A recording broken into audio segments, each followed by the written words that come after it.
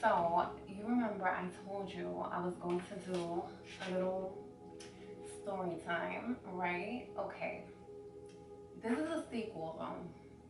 So, this is a sequel to this book called Dirty Red. But I promise you, I didn't even read the first one. I read this, and this was enough for me. As a person who doesn't even read books, like I like articles about I prefer like articles about like things like astrology, things that I'm like into, you know what I mean? But like, let's get into this. Okay. When we last left Red, she and her boyfriend Q were running for their lives. Red had betrayed her former boyfriend, Bacon, by taking all his money and selling his house out from under him while he was in prison. And now Bacon wants his revenge. In prison, Bacon wrote a tell-all book called Bitch Nilla, Snitch Nilla that gave the inside scoop on the scandalous setup and murder at a club that took down Q's uncles. Unbeknownst to Bacon, Red took the credit and the money for the book. Hold on, wait, let me fix my dress. Red took the credit and the money for the book, which is causing quite a buzz on the streets. People are trying to figure out just who was actually behind the setup that took down the head of a major drug organization.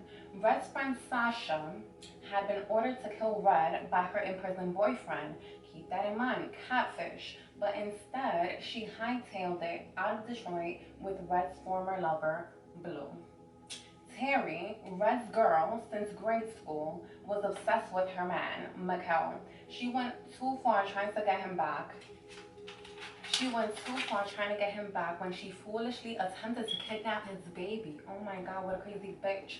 Unfortunately for her, her actions only caused Mikkel and Kara, his baby mama, to become closer, and Terry wound up in jail all alone. We turned the pages to find Q and Red aboard a luxury charter jet headed to Mexico. Chapter 1. Bacon arrived at the boarding gate just in time to see Q and Red's jet preparing for takeoff. Bacon's glaring eyes were transfixed on the walkway where his girlfriend and her latest lover had disappeared. Sweat droplets sprayed from his twisted face. He was furious that he had missed his chance for revenge. In a blur of motion, he spun around and he dashed back to the counter, now focusing his deranged stare on the ticket agent. Speechless with rage, his wide nostrils flared, and his breathing blasted out in ragged spurts. For a moment, the woman was frozen in fright. Her eyes gawked at the involuntary contraction of Bacon's jaw muscles. She gasped, her hand clutched over her heart.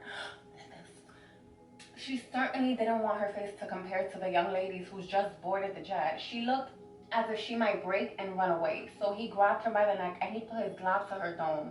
He held her face so close her freckles almost jumped off her skin and onto his. Damn, Bacon, what the fuck?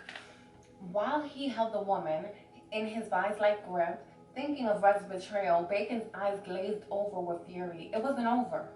Red and her Nilla could run, but they could not hide. Not from him. Bacon was going to get his revenge, come hell or high water. He immediately flashed back to the letter that Red had written to him out of anger when he was in prison. And this is the quotation of the letter that she wrote. It would be virtually impossible for you to kick my ass, seeing as how you will be an old and gray bastard when you come out of home, when you come out of jail. I never loved you. I didn't even like you. I couldn't even stand the sight of your face, the sound of your voice. The words echoed repeatedly in Bacon's head. Although Red had claimed that she penned it out of anger, Bacon, he knew she meant every single word. You did all the work, but now me and my new man will reap all the benefits. Wake up, you played yourself. Charge it to the game.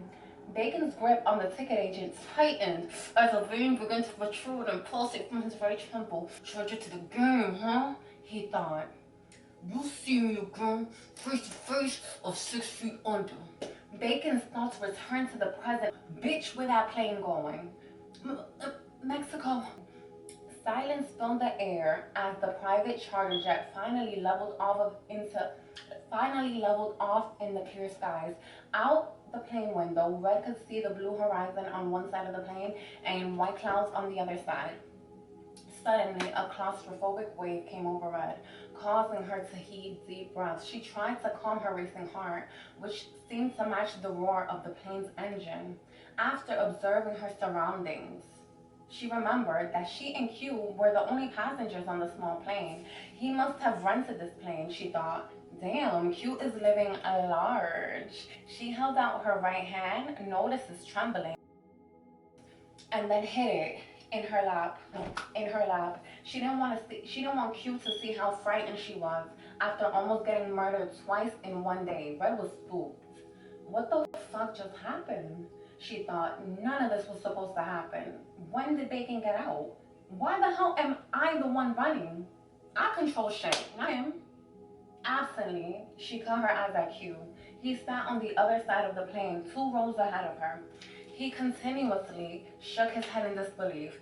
I can't believe this shit, he yelled out loud, clenching his fist on both sides of his forehead. He then took a deep breath and buried his head in his hands. Look at him. I really fucked up now. I finally got a nigga that says that he loves me and means it, but what about now? He could have gotten killed tonight because of me. Shit. Hold on, I feel like I could have done that with more emotion. Look at him. I really fucked up right now. I finally got a nigga that says he loves me and means it, but what about now? He could have gotten killed tonight because of me. Shit. Alright, that was good. She turned her head to the right to look out of the window and felt a harsh pain radiate across the bridge of her nose. But a sharp pain stopped her. She began to raise her left arm to touch her nose, but a sharp pain stopped her. Bacon had damn near ripped her arm off when he grabbed her back at the house. At her house, she used her right hand and touched her nose. It felt twice as large under her fingers as she felt the damage. My nose, she thought, gingerly dabbing the bridge. Bacon immediately pushed the ticket agent away from him with unbound, masculine force and sprinted back to the viewing station, only to see the plane on its ascent into the sky. He was so focused on revenge that he forgot that he had his gun still in his hand, fully exposed. He was startled when he heard someone yell, "He got a gun!" With that announcement, people began to scatter like mice, and pandemonium began. Run, duck. Get the page situated. It's a sniper. Bacon quickly tucked his Glock in the small of his back, and trying not to draw any more attention to himself, he beelined back toward the entrance. He didn't run, however, just walked at a more pronounced pace. Bacon blended in as well as he could with the throngs of people stampeding out of the airport. That's him! That's him! A female voice yelled.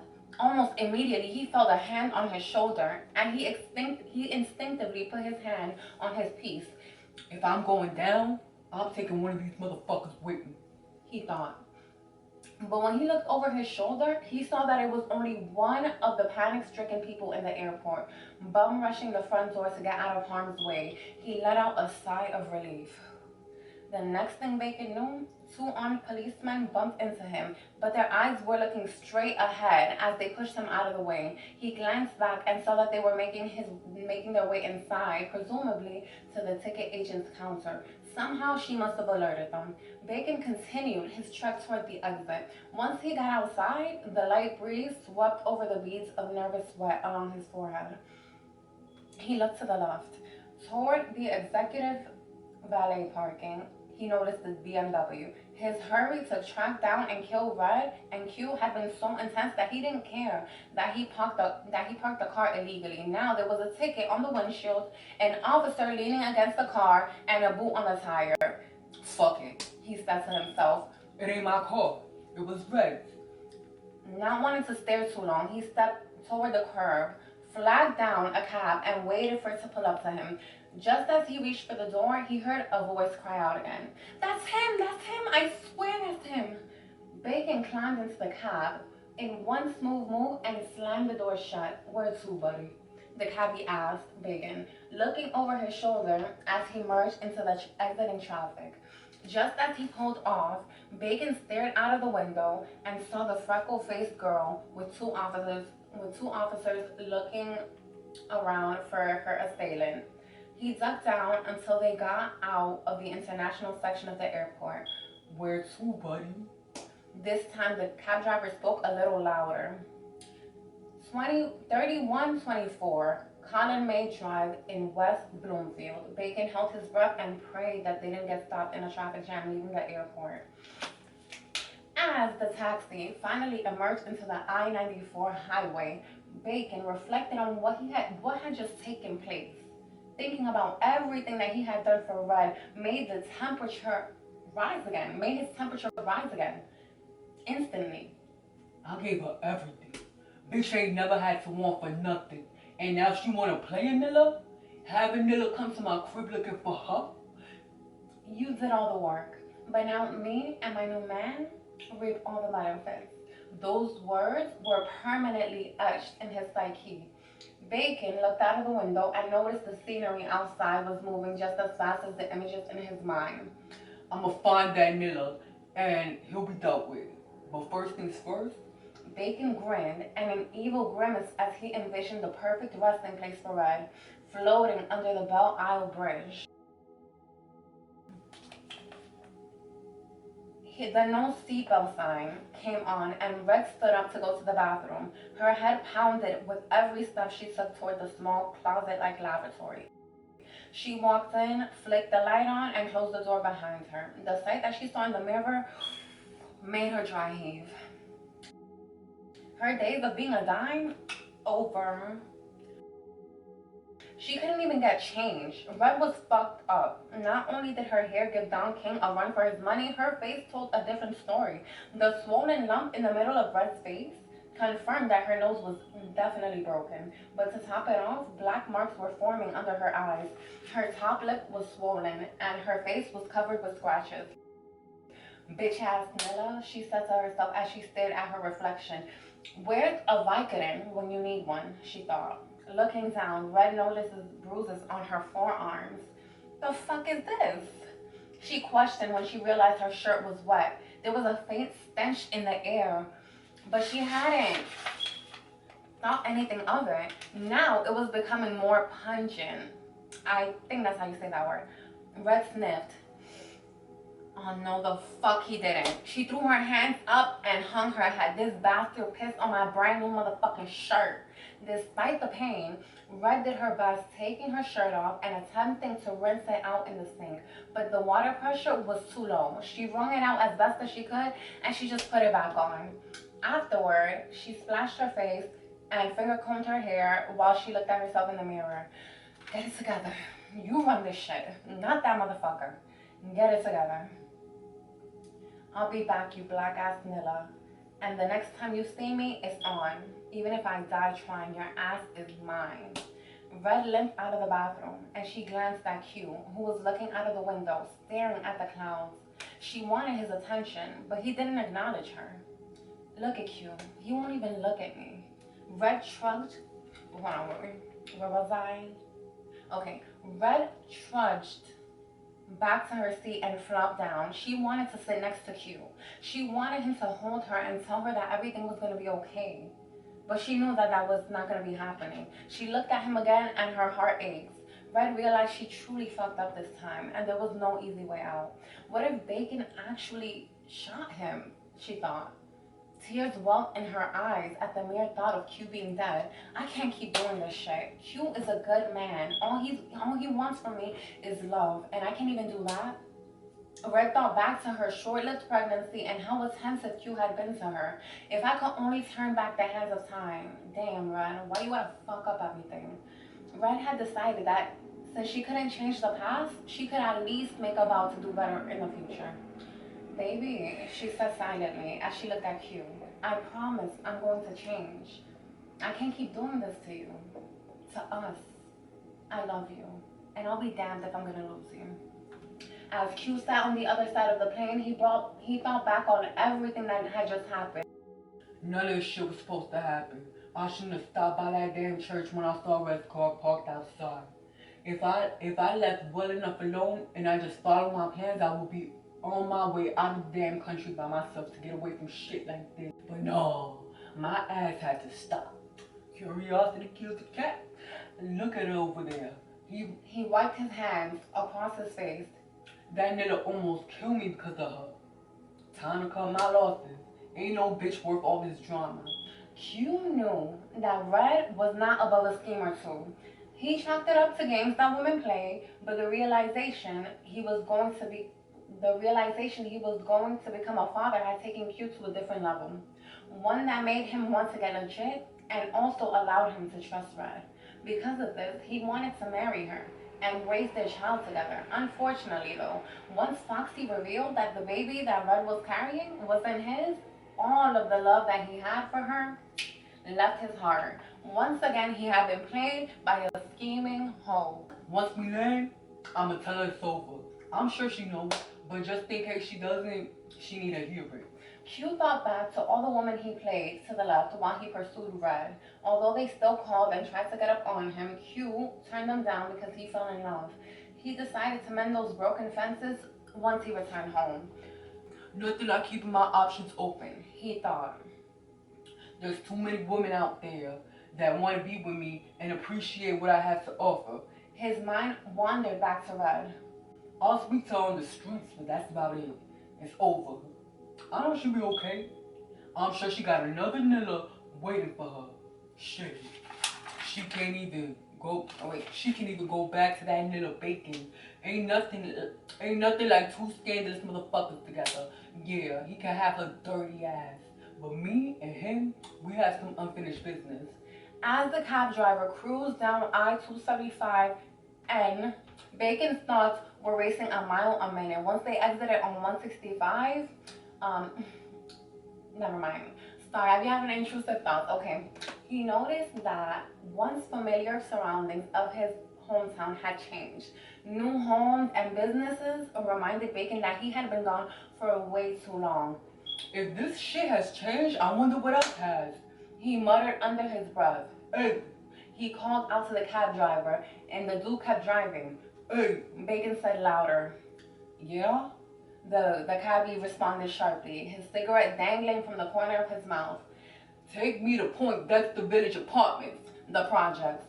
Bacon commanded. He realized that going back to his house might not be a smart move. With all the commotion at the airport and technology growing every day, he suspected that someone could have taped something with a video camera or a cell phone. His heart raced with fear as he envisioned his face on the 5 o'clock news. There was no way he was gonna go back to prison, especially over that bitch Red. Bacon noticed that the cab driver peered at him through the rearview mirror like he was crazy. You got a problem? Bacon barked. I said Point Dexter. Reluctantly, the cab driver honored his request. Suit yourself. It's your affair, buddy. He remarked, making an illegal U-turn and then heading back in the direction that they came from. Bacon's heart raced quickly as he heard a faint siren in the background.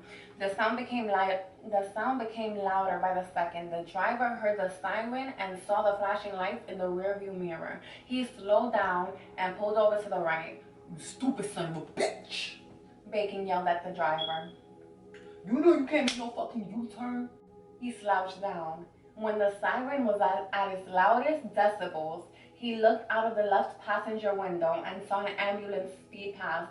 The driver pulled back onto the street and headed toward the highway once again. Bacon sighed in relief. He couldn't wait to get to Foxy's. That's the only place that he felt safe. 40 minutes later, the cab pulled up in front of a familiar place. Before he was locked up, the neighborhood was decent, but now it was just outright pitiful. Screen doors were hanging off of their hangers. Some wouldn't close, and some couldn't close. Windows were boarded up, and others were cracked. The kids that played outside were in desperate need of bath and working washing machines. Others needed combs to tame the wild, unkempt hair that graced their crowns. The kids didn't care how they looked. It was a beautiful day. It was a beautiful early fall day, and the weather was absolutely perfect. Not too hot, not too cold.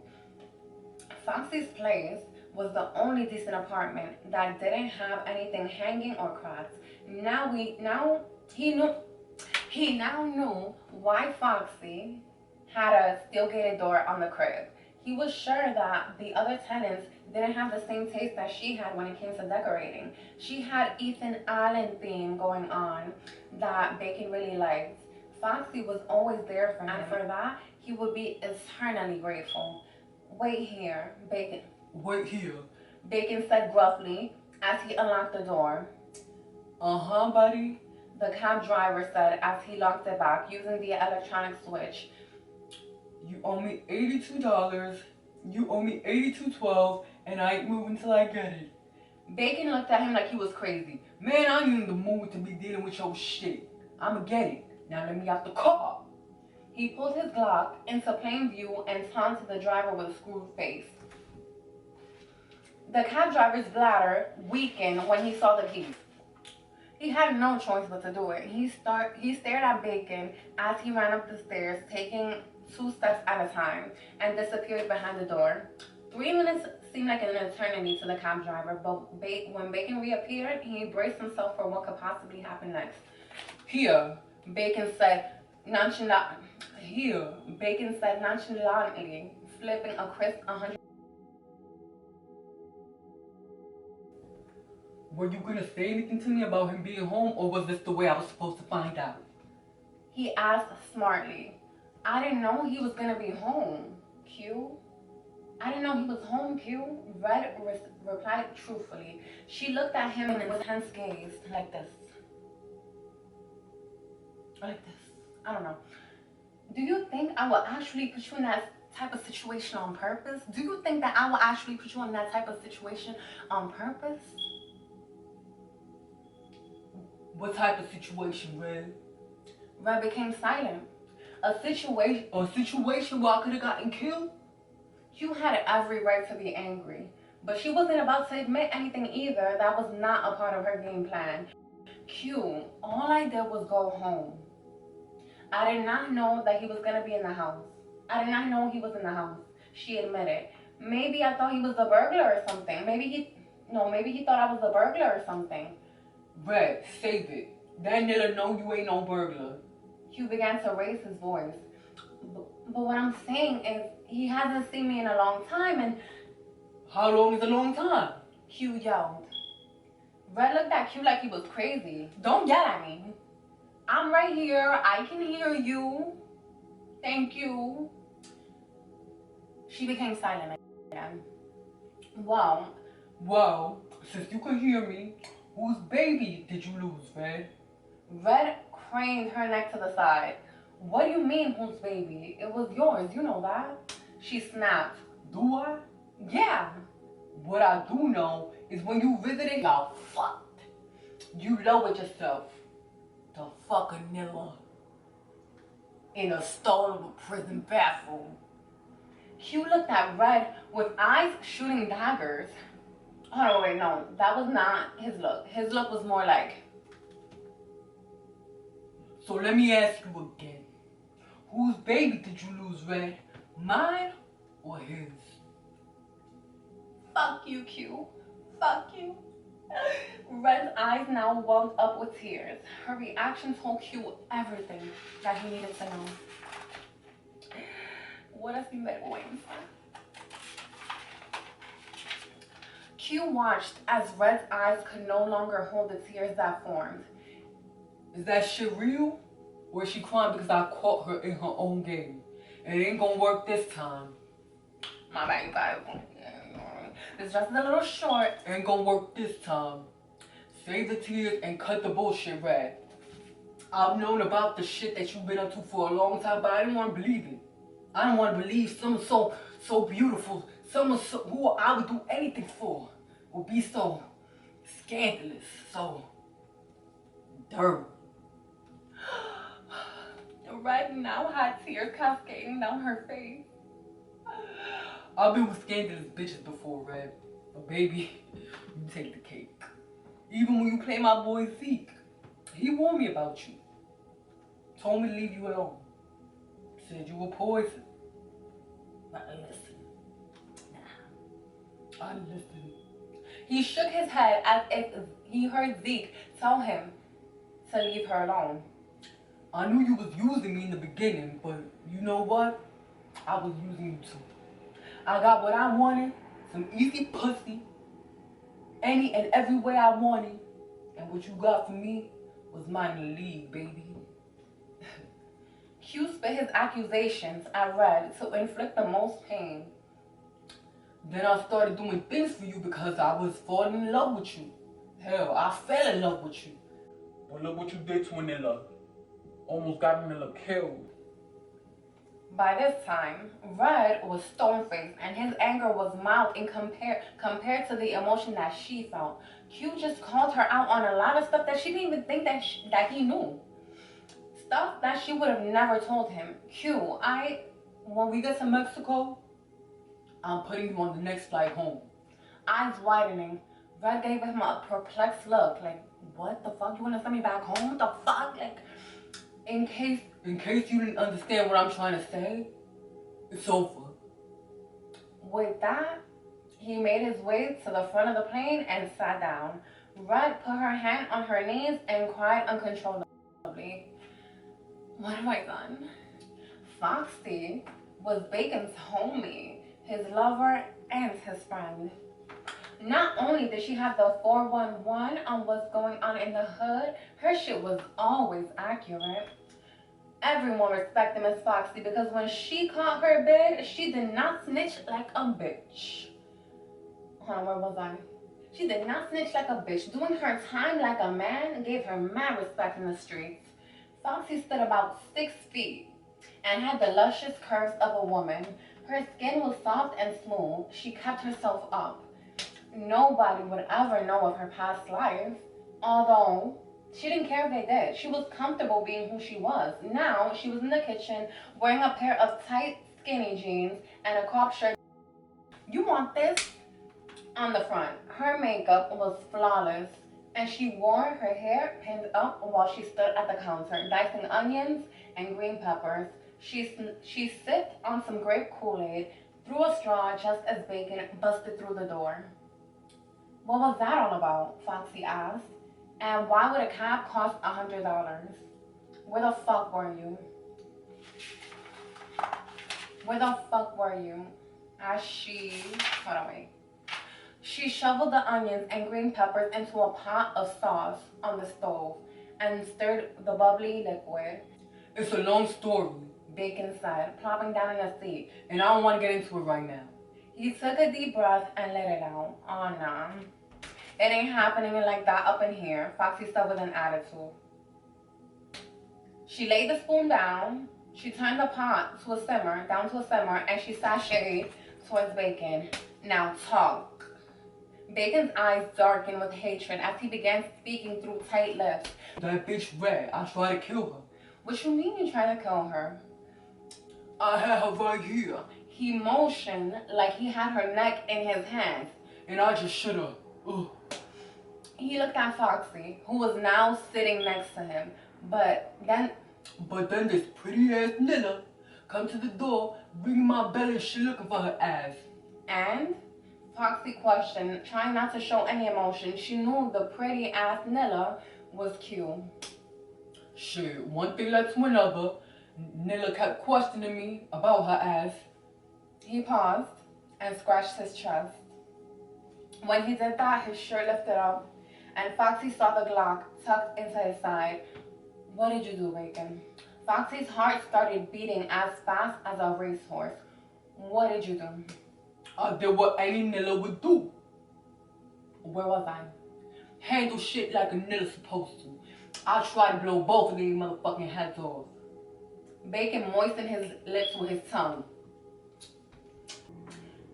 Foxy shook her head in disgust. I can't believe you. What the hell are you talking about? No, he said that. What the hell are you talking about? Foxy heard enough. Now it was her turn to speak, but she chose her words carefully. Look, let me spit something at you.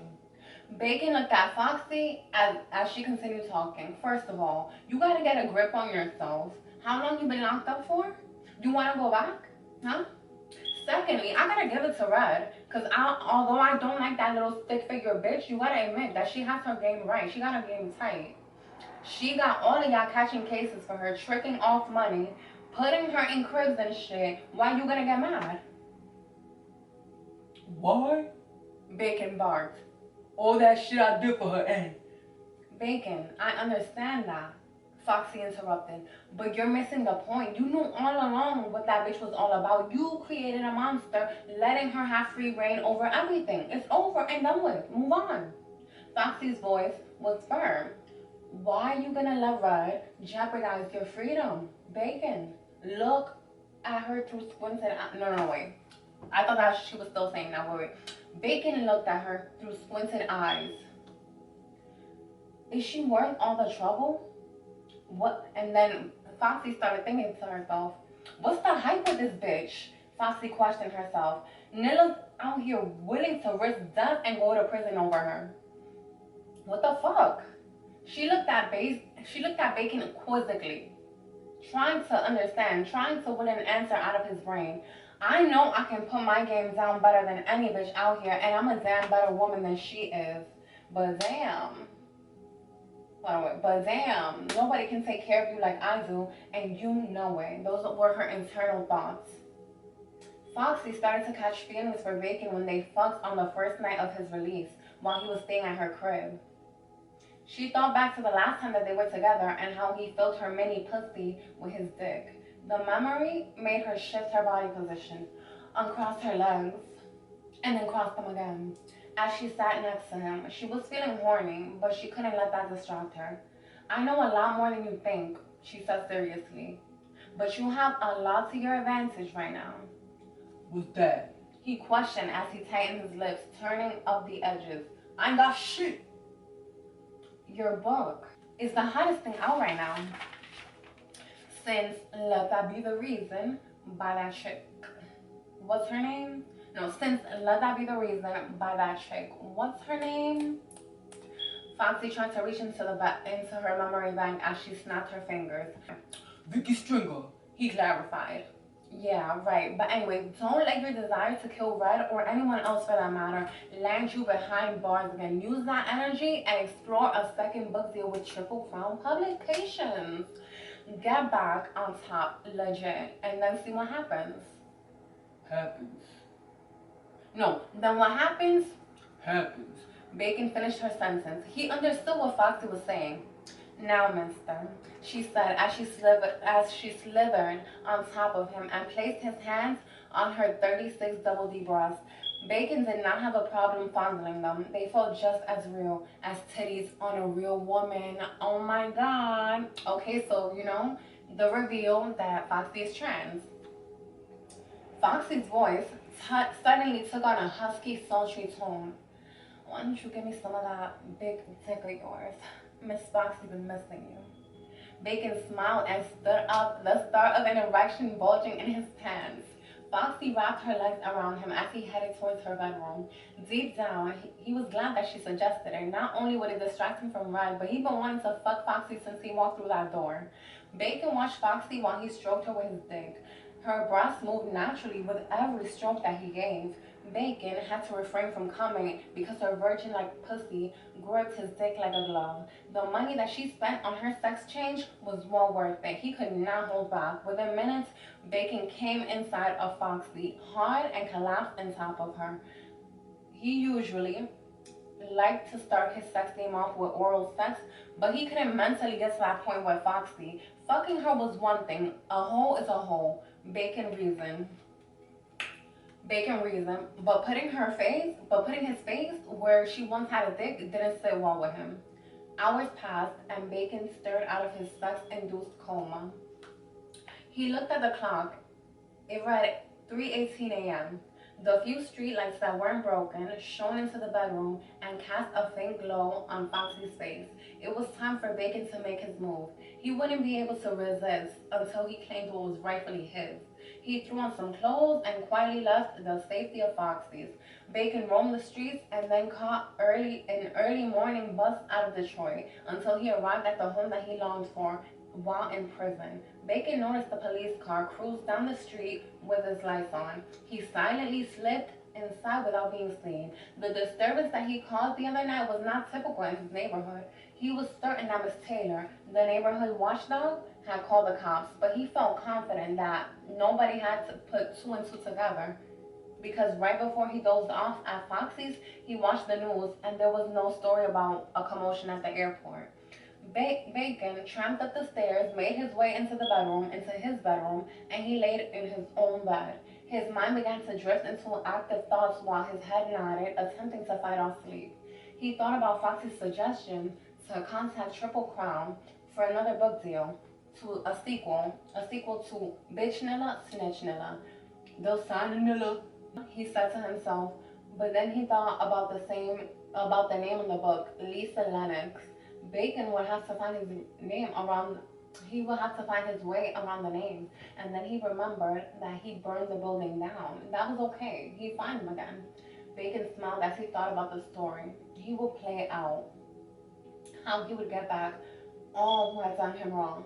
He still has something for all involved. Q, Catfish, and most importantly, Red. As he closed his eyes and drifted off to sleep, he began to formulate in his mind how to come up with Red's demise. Come on. Q barked at Red while he continued to take long, forceful steps around the Cozumel, Mexico airport. I need to find the closest ticket counter. Q, quit bullshitting. Red pleaded and grabbed his arm to stop him. You know you don't want me to leave. You think I'm bullshitting? I told you I was putting you on the next flight back home, and I meant it. Q, what about money? Everything happened so quickly. Do you have money? Q reached into his back pocket and pulled out his wallet. He only had a little bit over $2,000 and an immediate ticket like he wanted to purchase would take up most of his cash. He saw the check that Red had given him back at the church, but he couldn't cash it in Mexico. Although legitimate, a check of that magnitude could raise a lot of unnecessary questions, specifically being out of the country. He reached for his cell phone. I can call Zeke. I can call Zeke. Q decided to Federal Express the check to Zeke in the morning and have him hold it until he got back. I can call my moms. I got a list of folks I can call who can wire me some money. He spat angrily. Red had realized that at this point in her life, she had nobody. She cut her closest friends, Kara, Terry, and Sasha loose, so she couldn't call them if her life depended on it. Q. Red said, changing her game plan. It will be impossible to get a flight out today. Q scanned the flight monitors. We're both emotional. Let's just find this place and sleep on it. We can talk about this tomorrow. When he found nothing on the monitors, he angrily stalked away while Red followed quietly beside him. As they passed through the airport, Red's eyes grew as big as saucers when she realized how large the Cozumel International Airport really was. To her, it resembled an exclusive shopping mall. Everything a traveler could possibly want within reach. She saw several overpriced stores selling everything from gourmet Mexican coffees to antiques to island attire. She even spotted a newspaper kiosk that had local and international newspapers, magazines, books, other items travelers might need. Red's eyes bucked when she saw Bitch Nilla Snitch Nilla in full view. Slowing down by the display, she busied herself looking through magazines while Q bought a newspaper, a pack of gum, and a bottle of Advil. Damn, it's all the way down here? She questioned. Red knew all about the buzz at home for the book that she had no idea. She knew about the buzz for the book, but she had no idea it was selling outside of the United States. She made a mental note to call Triple Crown when she arrived back in the States about her royalty check. Looks like Lisa Lennox is about to get paid, she thought with a smirk on her face. What the hell are you looking at? Red snarled when she made eye contact with a customer who was checking her out. She knew she looked a mess, but she held strongly onto Q in all her blood, funk, and filth as if nothing was wrong. Chatter of all kinds filled the air, and it seemed to get louder to Red because of her headache. A group of local children ran in front of them, hustling for money by helping travelers gather their luggage and escorting them to the ferry. Red sat down on a bench outside of the Hertz car rental counter and held her head. trying to get rid of the images of the attack that played over and over again in her mind. Oh God. And then she remembered calling out, Bacon, Who the fuck else? please, please don't hurt me. Bitch, you thought you would get away with your bullshit? Here we are again, just like old times. Did you miss me, bitch? Red had remembered Bacon's hands going up in the air. And after that, she couldn't remember a thing. It was lights out. Come on. Come on. Huey called out, interrupting her thoughts. Red, you hear me? She looked up through her tired eyes and followed Q. While they waited for their car to be pulled around, Q handed Red the courtesy source information that he'd received. Start looking through these for somewhere to stay, he ordered. Red immediately became incensed. She thought that he was trying to dump her off again. Are you that fucking mad at me, Q? So where you would let me stay somewhere alone in a strange place? She shoved the terse information back in his hand. No, Red. Remember, I was getting away from you, away from everything. I was traveling alone. I could have slept anyway. He shoved the information back into her hands. Ain't shit leaving tonight. Ain't shit leaving out tonight. So if you don't want to sleep in the car or in a motel, I suggest you look through this stuff and see what you can find. Just then, the porter drove up in a Chevy Malibu. She looked at Q and then back at the car and then back again to Q. We in a Chevy? Red asked. Don't even go there. Q told her, and he nodded toward the vehicle. Out of habit, he walked to the passenger side door, opened it, and allowed Red to get in. After she climbed into the car, he got in the driver's seat and drove off, merging off into Boulevard International Airport, heading toward downtown San Miguel de Cozumel. Embarrassed and humiliated, Red rode in silence. She couldn't believe that she went there with Q. Her vulnerability was starting to show. She knew deep down inside that Q didn't want to treat her like he was treating her, but under the circumstances, she cannot blame him. Red studied Q out of the corner of her eye as he drove, wanting to apologize for her outburst. His tight lips warned her not to say anything, so she just decided to sit back and watch the scenery go by. In the distance, she could view the ocean with its regal cerulean waters, so calm and so serene. Q stopped the car, but Red didn't look at him to see what he was doing. He turned the car off, got out, opened the door for her. They strolled along the Avenida Rafael Melgar, which provided...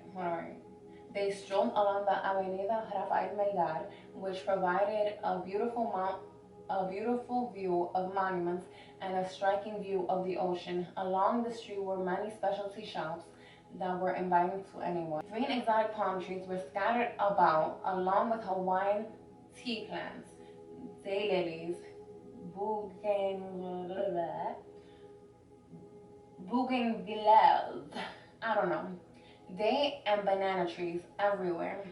Red looked off in the distance, and the azure water sparkled like a turquoise gem. The leaves of magenta, saffron, and indigo surrounding them were a far cry from gray and brown in Detroit. From gray and brown Detroit. Q, isn't this amazing? Red asked as she stood in front of him. She attempted to put her arms around him while she enjoyed the view. Q protested, unclasping her arms from his waist, like, bitch, the fuck off of me. What? Don't touch me. He backed away. You need some clothes and a shower. What? Red challenged. She looked down at herself and saw that she still looked like shit. But still, Q didn't have to be so harsh. Fuck you, Q. I was just saying, look at you. Q turned up his nose in distaste. Passers-by began to watch the interchange between the two. I ain't gotta deal with this. You need some clothes and a shower, Red repeated angrily. She stormed away, hobbling along the cobblestone away from him. Q watched and shook his head while Red continued to walk. Red, I wasn't trying to upset you. I wasn't trying to upset you. Whatever. Q reached out to grab her arm. Red flinched. It was the same arm that had the bruise on it. What were you trying to do? she asked roughly as she turned toward him. You think I want to look like this? You think I plan to look like this? You think I planned this? Q tried to suppress a smirk. Women, he thought. Red looked so cute when she was upset. So now you think this shit is funny? She raised her eyebrows despite the pain that it caused her. all I was saying, Red, is I wanted to take you shopping. You trying to tell me your spoiled ass is turning down a chance to get some new clothes? Q was anxious to get somewhere and to buy Red an outfit. He was tired of smelling that old pee, tired of her disheveled appearance in general. I don't give a damn. You don't got no right to be talking to me like that. You don't do it back home, and I'm damn sure you're not about to do that shit here, no matter what happened. I ain't gonna argue with you about it. If you want some new clothes, I'll be right up here. Q pointed in that direction. Wait. Q pointed in the direction that they were heading originally, and then turned and walked away. Red watched as Q ambled his way back up the strip and disappeared. A steady sea breeze blew Red's stench and a steady breeze blew and Red stench caught her off guard. Feeling defeated, she followed Q. Although she was grateful to get some new clothes, she still planned on having an attitude with Q. Once inside the El Chic boutique, Red tried to hide her excitement while she pursued the fine clothing. Picking out a multitude of outfits, she hung them over her arm. He think he gonna get away with saying shit like that? Red said to herself, he got another thing coming. After modeling several outfits which consisted of Roberto Cavalli, Chanel, Michael Kors, Red did not forget that her face was a mess. Before Q paid for her purchase, she grabbed a pair of oversized diamond-encrusted Gucci shades to complete her ensemble. But more so to cover her bruised eyes. At the suggestion of customers, Q and the boutique owner, Red decided to wear one of her outfits out of the store. The owner pointed toward a restroom where she was able to freshen up and change. The owner also gave Red a complimentary bottle of Island Gardenia body spray. Red knew what they were doing. She wasn't dumb, but at the same time, she didn't complain. They left the boutique, Red wearing a new outfit, and Q out of about $1,200. Feeling like $1 million, Red stepped along the dirt-paved street, her sense of confidence restored. Although her nose throbbed against the bridge of her shades, somehow the fact that the shades were the coldest on the market provided her anonymity made them all worth the pain. Red noticed a group of young children of a flower shop. One of the kids, gorgeous little girl with waist-length hair and wavy hair, had golden sun-kissed skin whose color was complemented by the yellow sundress that she wore. Watched them closely. Within a blink of an eye, she ran toward Red and Q. The little girl presented Red with the most beautiful and delicate star Robellini. Red had never seen anything like it. Red bent down to the child's level and the little girl said, "For you, beautiful lady." She placed the flower in Red's hand and ran back to the shop. Red and Q looked at each other. She put the exotic flower to her nose and inhaled the beautiful fragrance. She had never smelled anything like it before. The aroma was indescribable. She had held the flower for Q to smell. He inhaled. Um, He said, it smells as beautiful as you are. The island's splendor was beginning to soften his anger toward her. Red removed the flower and stepped in a little closer to him in hopes for a kiss, but Q marched away at the same strident pace that he started at the airport. God damn, what I was thinking. Shit, Q asked himself. The farther he moved up the street, the more his stomach began to growl. They came upon a small cafe, La Perlita, and wandered inside. The smell of the seafood wafted through the air. After they were promptly greeted, they were escorted to a small out-of-the-way booth. After their order was taken, Red excused herself to wash her hands. Q looked out of the window at nothing in particular, while his thoughts ran rampant in his head.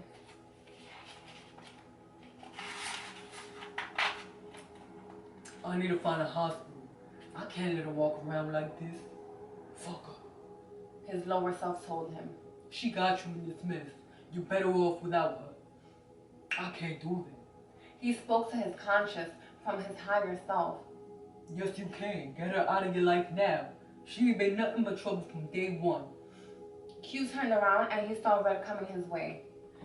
I do want to go home, but she looks so pitiful.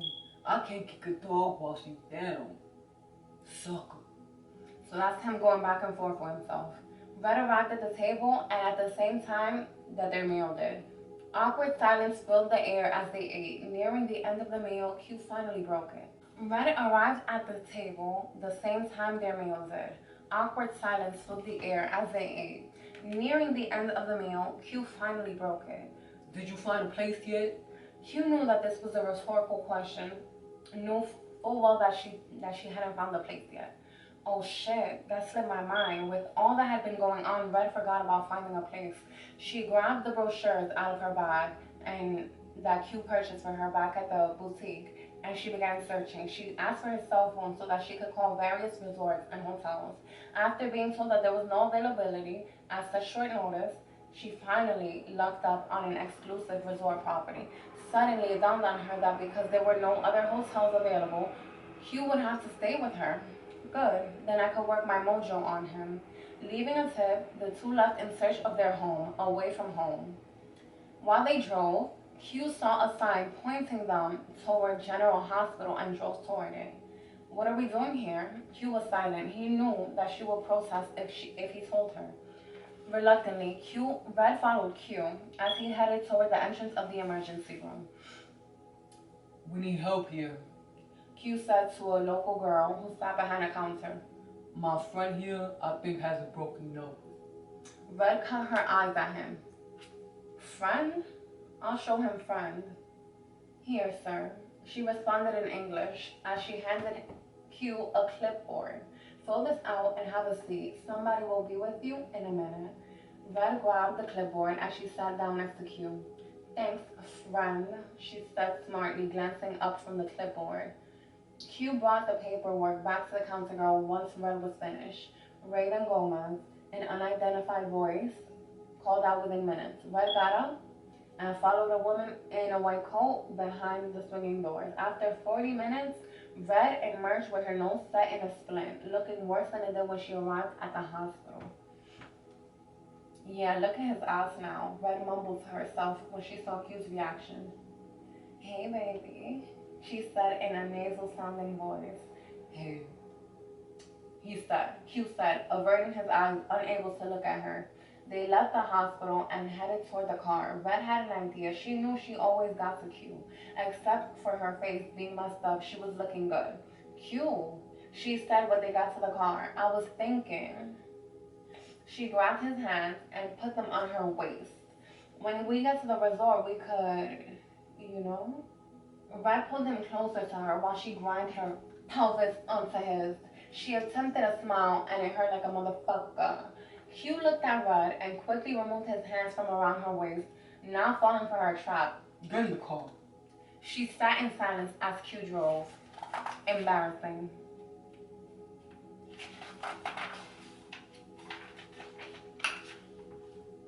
Q studied Red out of the corner of his eyes. She thought she was slick trying to get up on me. He thought. He smirked and tried to suppress a full-fledged grin. Once they arrived at the Cozumel Palace, an all-inclusive resort, Q took care of the formalities, then located their living quarters.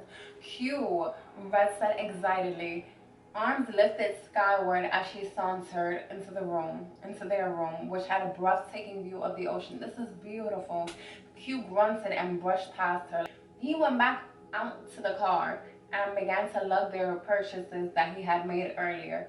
Red looked confused when Q took bags to one room and some bags to the other. I know she don't think we sleeping in the same room, he said to himself as he noticed her watching him. She got another thing coming. Q brushed past her again to retrieve the last few bags. Excuse me, he announced when he returned, trying to avoid bumping into her. Red closed the door behind him. Why are you putting bags in different rooms? She questioned. Q turned around and looked at her. You're kidding me, right? Perplexed, Red looked at him. You really think you're sleeping in the same room as me? Q shook his head in disgust. Like, ugh. Red's eyes scanned Q's body from head to toe when he swaggered into his room. Red knew his weakness, and she was prepared to break down his defense mechanisms. He's putting up a good front, she thought. There was no way that she was going to be on a beautiful island with a man as fine as Q and not get her way. No. Q emerged from the bedroom and stopped in his tracks. Red had stripped down to the new set of black lace panties and bra that he had purchased at Le Chic. Goddamn. He mumbled as he looked at her. Don't give in, man. You're stronger than this. His conscience reminded him. He knew Red was up to her old tricks again, trying to entice him with pussy. No matter how hard she tried or how hard he became, he hoped that he wouldn't give in. I knew I should have dropped her ass off at the La Quinta, close to the airport. Damn. Q was weak for Red's body, and she knew it. Although her face was fucked up, her pussy wasn't. Like a magnet, Q was drawn to Red and her pussy, and slowly ambled over to her. Don't do it, man. Don't do it, man. His conscience screamed. Don't do it.